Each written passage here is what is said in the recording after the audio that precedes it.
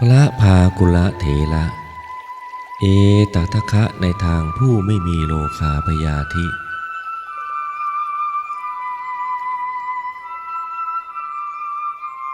พระพากุล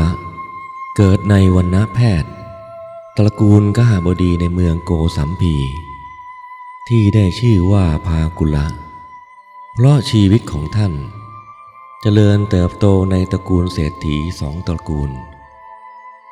เมื่อท่านคลอดออกจากครรภ์ของมารดาได้5 วันบิดามารดารวมทั้งวงศาคณาญาติได้จัดพิธีมงคลโกนผมไฟและตั้งชื่อให้ท่านมีความเชื่อมาตั้งแต่บรรพบุรุษว่าถ้านำเด็กเกิดใหม่ไปอาบน้ำในแม่น้ำคงคาแล้วจะทำให้เป็นคนไม่มีโรคเบียดเบียนและมีอายุยืนยาวพี่เลี้ยงนางนมทั้งหลายจึงได้นำท่านไปอาบน้ำในแม่น้ำคงคาซึ่งนับถือกันว่าเป็นแม่น้ำศักดิ์สิทธิ์เพื่อความเป็นสิริมงคลตามความเชื่อนั้นขณะที่พี่เลี้ยงกำลังอาบน้ำให้ท่านอยู่นั้นมีปลาตัวหนึ่งแหวกว่ายมาตามกระแสน้ำเมื่อเห็นท่านแล้วคิดว่าเป็นก้อนเนื้อจึงฮุบท่านไปเป็นอาหารแล้วกลืนลงท้องอาจเป็นเพราะท่านมีบุญญานุภาพมากแม้จะอยู่ในท้องของป่าก็ไม่ได้รับความทุกข์ร้อนแต่ประการใดเป็นเหมือนว่านอนอยู่ในสถานที่อันสุขสบายส่วนปลานั้นก็ไม่สามารถจะย่อยอาหารชิ้นนั้นได้จึงมีอาการเล่าร้อนทุรนทุรายกระเสือกกระสนแหวกว่ายไปตามกระแสน้ำจนถูกชาวประมงจับได้และขาดใจตายในเวลาต่อมาเนื่องจากเป็นปลาตัวใหญ่ชาวประมงจึงพร้อมใจกันนำออกเล่ขายเพื่อนำเงินมาแบ่งกันชาวประมงเหล่านั้นช่วยกันนำปลาออกมาเล่ขายทั้งในหมู่บ้านและในตลาดก็ไม่มีใครสามารถจะจ่ายเงินเป็นค่าซื้อปลาได้ขณะนั้นเศรษฐีในเมืองพาราณสีผ่านมาพบจึงได้ซื้อปลาตัวนั้นไว้ด้วยหวังจะนำไปแจกจ่ายให้แก่บริวารและเมื่อจัดการชำแหละท้องปลาแล้วสิ่งที่ปรากฏแก่สายตาของทุกคนก็คือเด็กทารกที่ยังมีชีวิตอยู่ทุกคนเมื่อหายตะลึงแล้วก็อุ้มเด็กออกจากท้องปลาชำระร่างกายให้สะอาดแล้วเด็กทารกนั้นเป็นผู้มีผิวพรรณผ่องใสน่ารักภรรยาเศรษฐีดีใจจนสุดประมาณเพราะตนเองนั้นก็ยังไม่มีบุตรจึงพูดขึ้นด้วยเสียงอันดังในท่ามกลางฝูงชนว่าเราได้บุตรแล้วเราได้บุตรแล้วและได้รับเลี้ยงทารกนั้นเป็นอย่างดีประดุจบุตรแท้ๆในอุทธรของตนข่าวการที่เศรษฐีในเมืองพาราณสีได้เด็กจากท้องปลาแพร่สะพัดไปอย่างรวดเร็วฝ่ายมารดาบิดาที่แท้จริงของเด็กนั้นอยู่ที่เมืองโกสัมพีได้ทราบข่าวนั้นแล้วจึงรีบเดินทางมาพบเศรษฐีเมืองพาราณสีทันทีได้สอบถามเรื่องราวโดยตลอดแล้วจึงกล่าวว่านั่นคือบุตรของเราพร้อมกับชี้แจงแสดงหลักฐานเล่าเรื่องราวความเป็นมาโดยละเอียดแล้วเจรจาขอเด็กนั้นคืนฝ่ายเศรษฐีเมืองพาราณสี เมื่อทราบความจริงนั้นก็ไม่ยอมคืนให้เพราะถือว่าตนก็ได้มาด้วยความชอบธรรมอีกทั้งมีความรักและความผูกพันในตัวเด็กซึ่งเปรียบเสมือนลูกที่แท้จริงของตนทั้งสองฝ่ายไม่สามารถตกลงกันได้จึงพากันไปกราบทูลพระเจ้าพาราณสีเพื่อให้ทรงช่วยตัดสินคดีความให้พระเจ้าพาราณสีได้ทรงสอบสวนทวนความทราบเรื่องโดยตลอดแล้วทรงพิจารณาวินิจฉัยให้ความเป็นธรรมแก่ทั้งสองฝ่ายด้วยการตัดสินให้ทั้งสองตระกูลมีสิทธิ์ในตัวเด็กทารกนั้น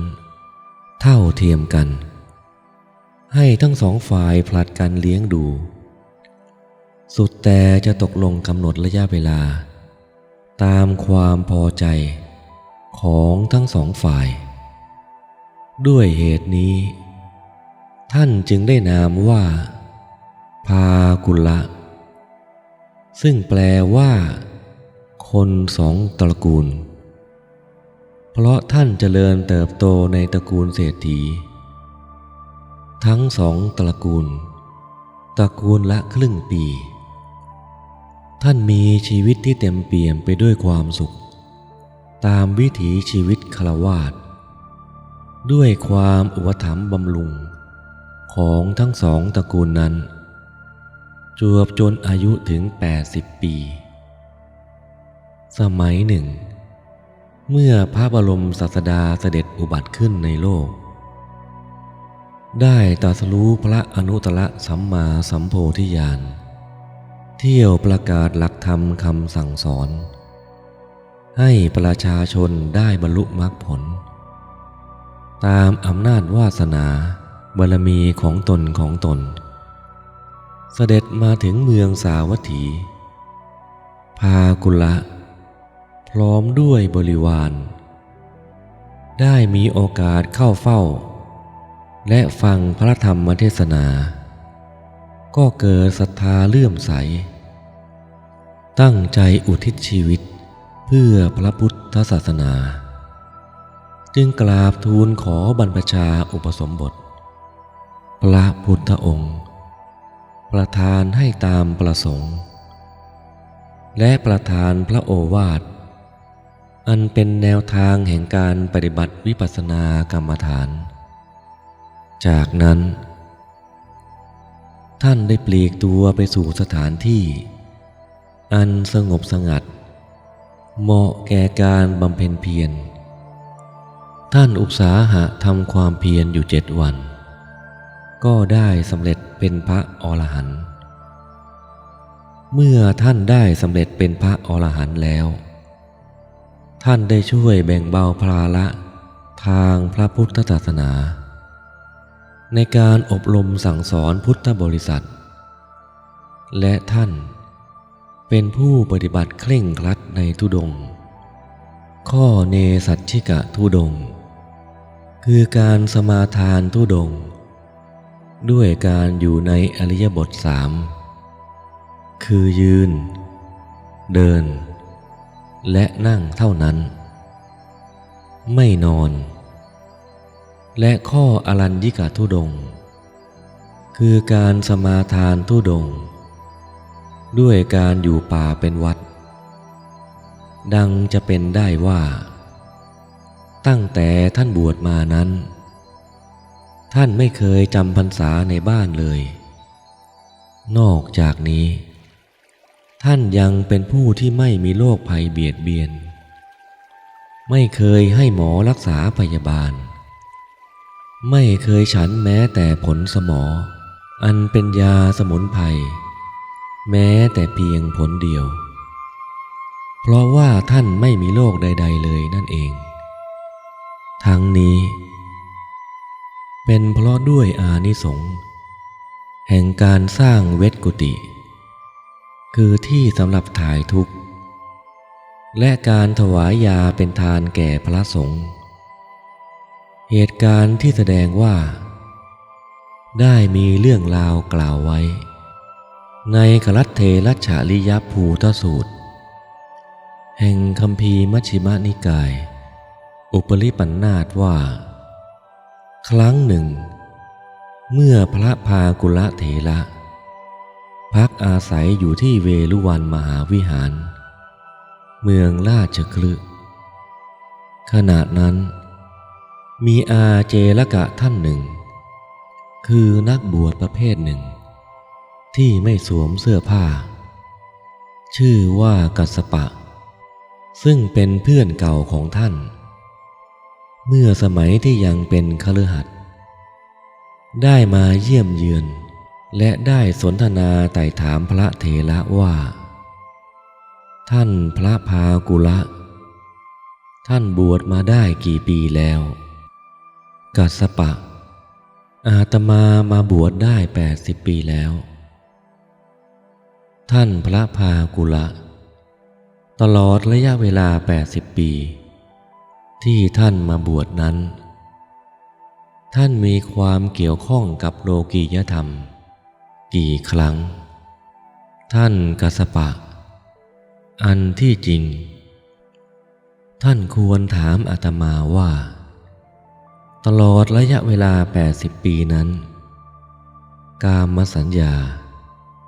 คือความใฝ่ใจในทางกามารมณ์เกิดขึ้นแก่ท่านกี่หนแล้ว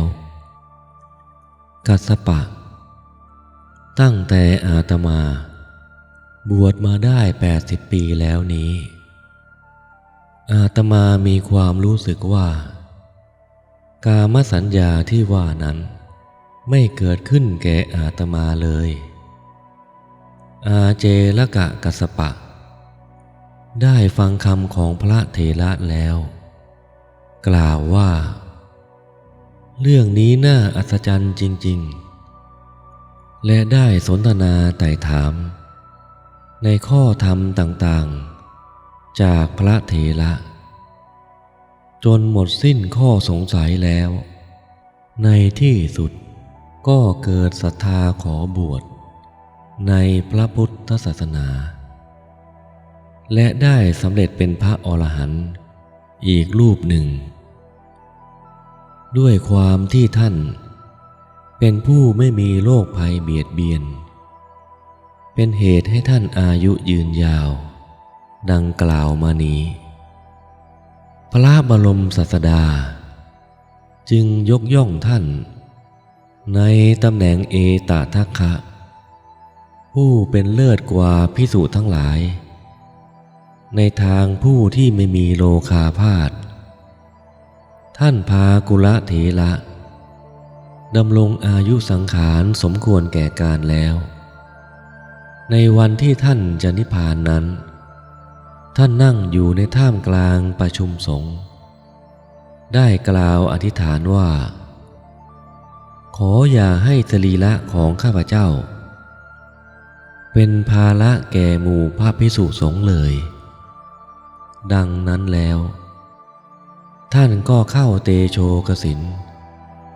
ปรินิพพานในท่ามกลางหมู่สงฆ์นั้นพลันเปลวเพลิงก็เกิดขึ้นเผาสรีระของท่านจนเหลือแต่อัฐิธาตุซึ่งมีสีและสันฐานดังดอกมะลิตูม